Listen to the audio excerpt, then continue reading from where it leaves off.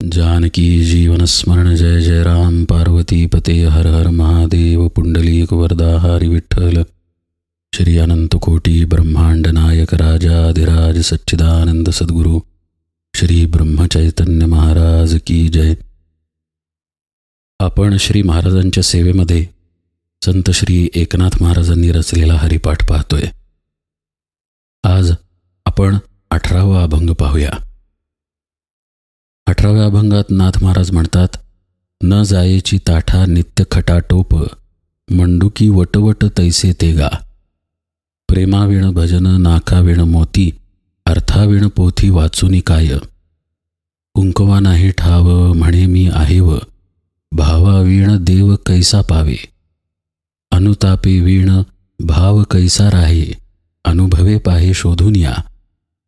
पाहता पाहणे गेले ते शोधूनी एका जनार्दनी अनुभविले.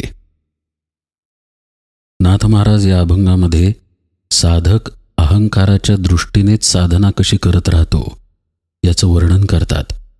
शिवाय भाव कशा पद्धतीने ठेवावा हेही सांगतात. अभंगाच्या सुरुवातीला ते म्हणतात, न जायेची ताठा नित्य खटाटोप. माणूस कायम खटपटी करत असतो, मग तो प्रपंच असो नाही तर परमार्थ असो. प्रपंचात तो खटपटी करतो हे वेगळेपणानं सांगायची गरज नाही, पण परमार्थातही तो करतो. त्याचं मुख्य कारण म्हणजे सत्संगती नसणे. सत्संगतीमध्ये परमार्थाचं मूलतत्व समजावून सांगितलं जातं. शुद्ध परमार्थ म्हणजे नेमकं काय आहे हे शिष्यांच्या अंतरंगामध्ये ठसवलं जातं. आजपर्यंतची निरूपणं जी ऐकली त्यावरून हे उघड आहे की आपल्या स्वतःची ओळख आपल्याला नाही आणि ती करून घेण्यासाठी आपण सद्गुरूंकडे जायचं असतं. प्रत्यक्षात माणसं वेगवेगळ्या कारणांसाठी देवाकडे जातात किंवा संत साधूंकडे जातात. कुणी त्यांच्या प्रपंचामध्ये न्यून असतं म्हणून जातं, तर कुणी आणि काही कटकटी असतात म्हणून जातं.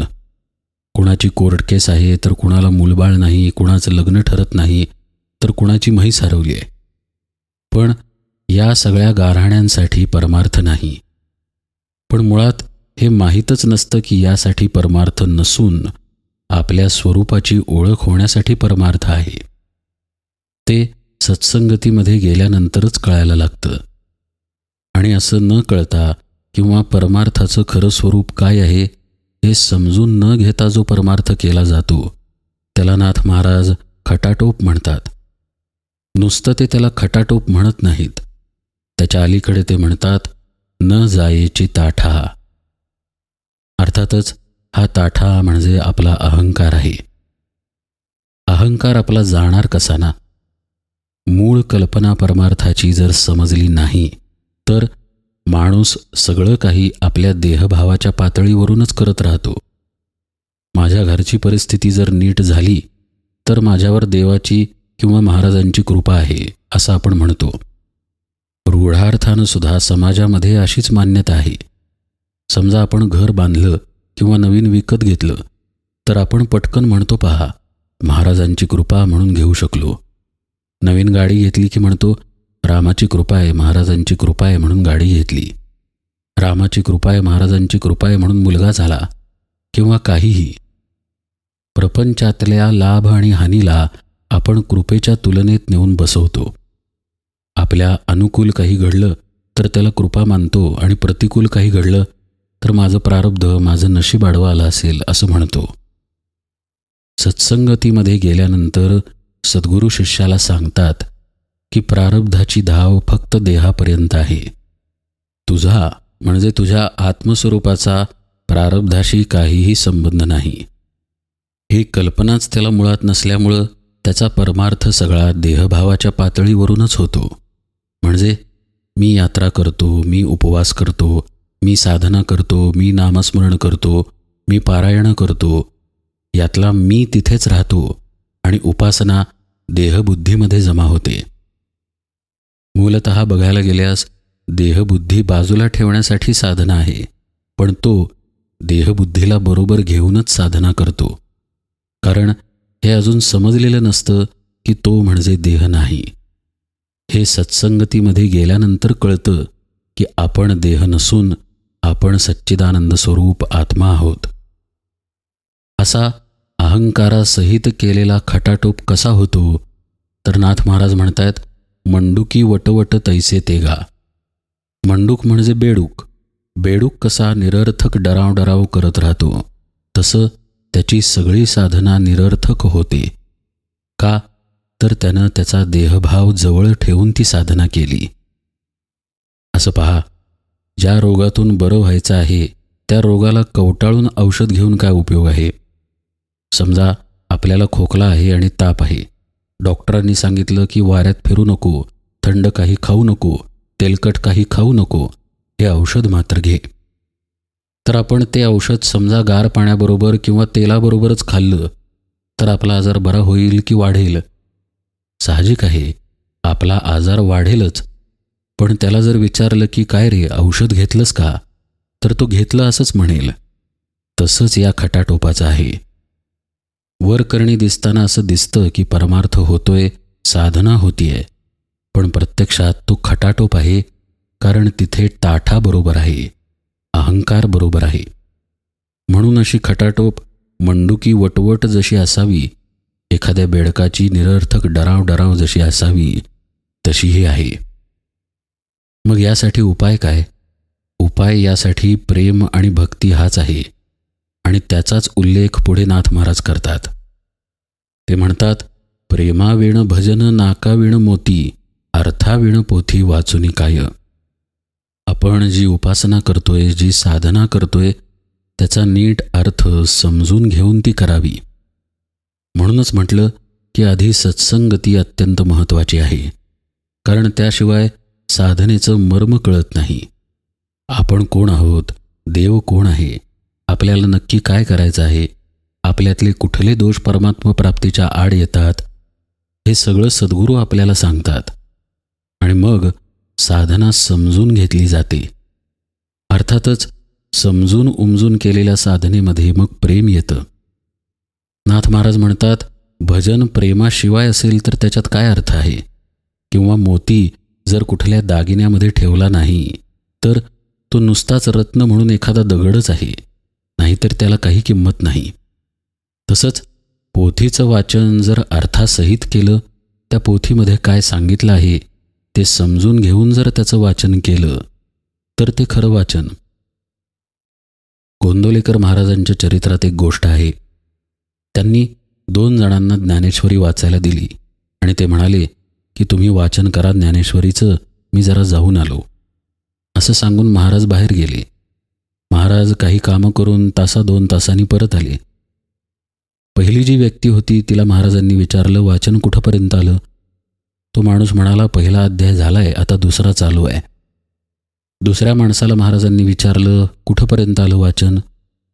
तर दुसरा माणूस म्हणाला, मी अजून पहिल्याच ओळीमध्ये आहे. ओम नमो जी आद्या वेद प्रतिपाद्या जय जय स्वसं वेद्या आत्मरूपा. इथं माऊली म्हणतायत की आत्मा हा स्वसं वेद्य आहे. मग जो स्वतःला जाणू शकतो, अशा आत्म्याला वंदन करायचं तरी कसं? बरं, त्याला वंदन केलं तर करणारा कोण? बरं, आधी ओंकारानं पण सुरुवात करतात आणि ओम नमोजी आद्या असंही म्हणतात. मग हा ओंकार नक्की कोण, याचा मी विचार करतोय. महाराजांनी पाठीवर थाप मारली आणि म्हणाले, शाबास, याला म्हणायचं वाचन. असं पोथी वाचन आपण करतो का हो? मुळीच नाही. आपल्या दृष्टीनं पोथी वाचन म्हणजे एकामागोमाग एक अध्याय संपवणे आणि पारायण समाप्ती करणे. नाथ महाराज याच्याबरोबर उलटा आपल्याला सांगतायत. ते म्हणतात, जी पोथी वाचताय, जी साधना करताय, ती समजून घेऊन करा. जे वाचन केलं त्याचं चिंतन आणि मनन करा. आपल्या अंतःकरणात ते उतरवण्याचा प्रयत्न करा. उदाहरणार्थ आता नाथ महाराजांचाच एक अभंग आहे. आवडीने भावे हरिनाम घेसी, तुझी चिंता त्यासी सर्व आहे. नको खेद करू कोणत्या गोष्टीचा, पती लक्ष्मीचा पाहत असे. समजा हा अभंग आपण ऐकला तर त्यावर चिंतन झालं पाहिजे की महाराजांना काय म्हणायचं आहे. आपण खरंच चिंतेमध्ये असतो का? आपण काळजी घेतो की काळजी करतो? बरं, आपण कुठे कुठे कर्ता भावानं गुंतलेलो आहोत, या सगळ्याचं चिंतन मनन आपल्या साधनेबरोबर चाललं पाहिजे. त्यासाठी साधना ही नीट समजून घेतली पाहिजे.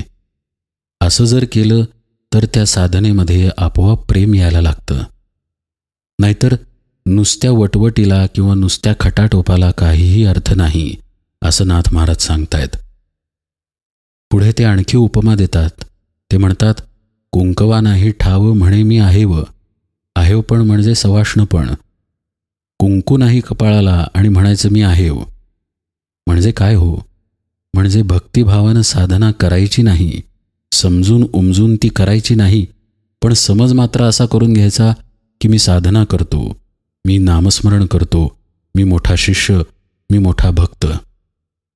नाथ महाराज पुढे म्हणतात, भावाविण देव कैसा पावे. जोपर्यंत तुझ्या अंतःकरणामध्ये भाव उमटत नाही तोपर्यंत देवाजीचा मार्ग खुला होत नाही, असं नाथ महाराज स्पष्ट सांगतायत. म्हणजे भाव पाहिजे. इथे शेवटी नाथ महाराज आलेच. माऊलीसुद्धा हरिपाठामध्ये कित्येक वेळेला भावाचं महत्त्व सांगतात. भावे विण देव नकळे निस्संदेह.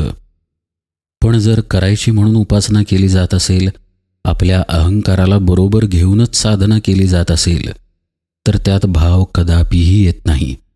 साधना मात्र घडत राहते आणि बरोबर अहंकाराची उपाधीही राहते. साहजिकपणे एक प्रश्न इथे उपस्थित होतो की मग हा भाव आणायचा कुठून? आणि नेमकं त्याचंच उत्तर पुढच्या ओळीमध्ये दिलेलं आहे.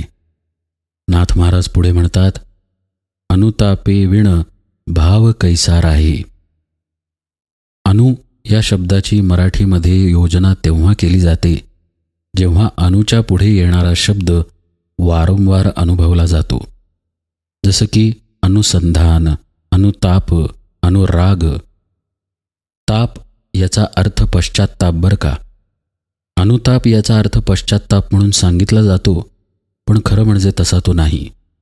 एकदाच पश्चात्ताप होऊन उपयोग नाही. वारंवार तो घडणं गरजेचं आहे. वारंवार याची जाणीव व्हायला पाहिजे की आपलं कुठं चुकतंय, आपण काय करायला पाहिजे. ही जाणीव होण्यासाठी सुद्धा शिष्यानं अंतर्मुख असावं लागतं.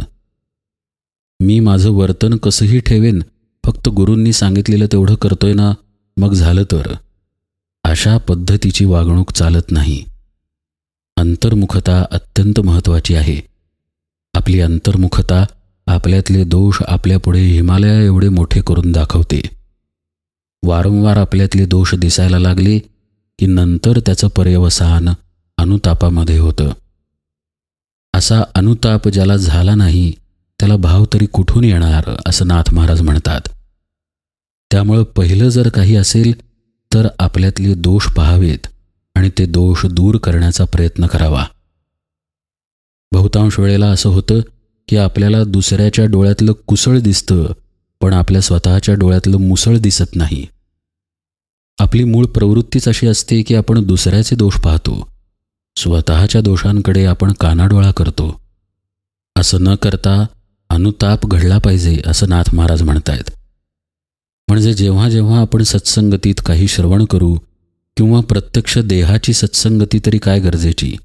समजा महाराजांचं प्रवचन आपण उघडलं तर ती महाराजांची सत्संगतीच आहे. मग महाराज आजच्या प्रवचनामध्ये काय सांगतात, तसं आपण आहोत का? आपण असं वागतो का? महाराज जे सांगतायत ते आपण करतो का? असे आपल्यालाच प्रश्न विचारावेत.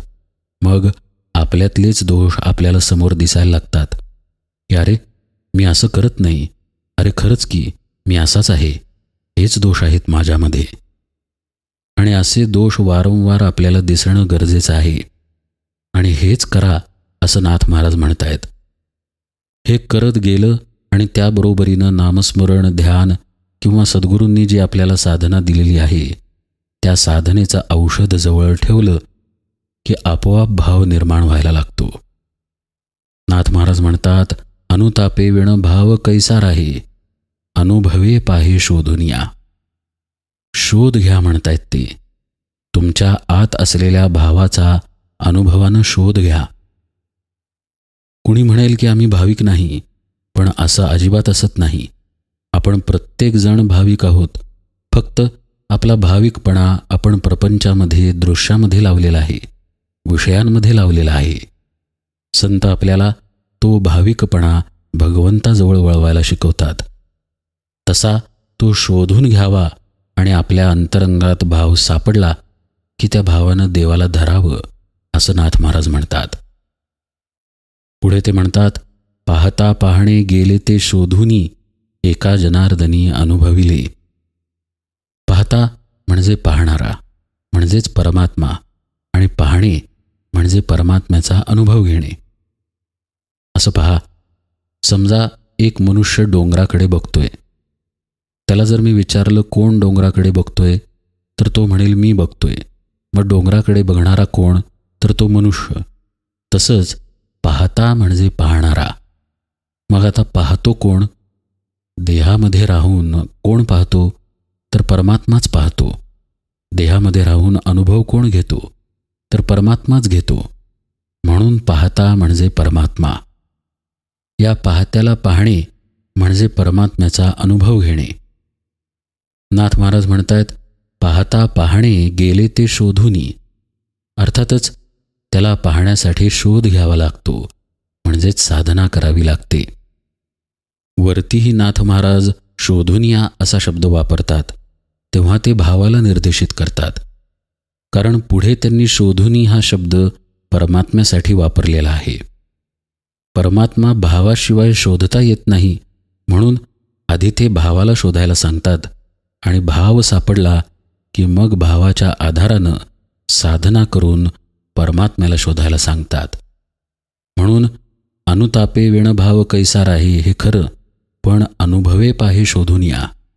आणि भाव सापडला की पाहता पाहणे गेले ते शोधूनी, एका जनार्दनी अनुभविले. परमात्म्याचा अनुभव घ्यायचा असेल तर त्याला पाहावं लागतं, अर्थातच त्याला शोधावं लागतं. त्याला शोधायसाठी सद्गुरुपदिष्ट साधना असते, आणि ती साधना धरण्यासाठी भावाचं बळ लागतं. माऊली म्हणतात, भावबळे आकळे एरवी ना कळे. भावाशिवाय साधना कदापिही धरता येत नाही. साधनेमध्ये भाव नसेल तर सकाळी उठल्यानंतर आपण दात घासतो, प्रातर्विधी करतो, जेवण करतो, झोपतो, तसंच साधनाही करतो. असा आपल्या दिवसभरातील तो एक भाग होऊन जाईल.